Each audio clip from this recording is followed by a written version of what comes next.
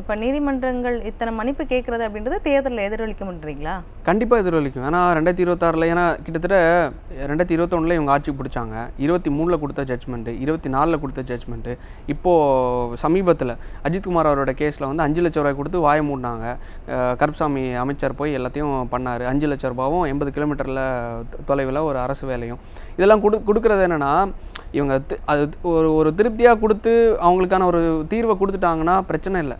இது எதுவும் பண்ணாமல் அவங்க ஆட்சிக்கு வந்து 2 ஆண்டுகளில் 3 ஆண்டுகளில் கொடுக்கப்பட்ட ஜட்ஜ்மெண்ட்ஸை அவங்க வந்து இன்னும் கரெக்டாக இம்ப்ளிமெண்ட் பண்ணாததுக்கான காரணம் வந்து மக்கள் தான் கடைசியில் பாதிக்கப்படுறாங்க. அப்படி பாதிக்கப்படுற சுச்சுவேஷனில் அவங்க எதில் எதிரொலிக்கும்னா எலெக்ஷன் டைமில், அதாவது என் வீட்டில் எங்கள் அப்பா ஒரு 4 ஆண்டுகளுக்கு முன்னாடி 5 ஆண்டுகளுக்கு முன்னாடியே மறைஞ்சிட்டாருன்னு வரும்போது எனக்கு அப்போது அந்த தீர்வு கிடச்சா மட்டும்தான், அன்றைக்கி எனக்கான பசி தீர்ந்தால் மட்டும்தான் எனக்கு வாழ்வு.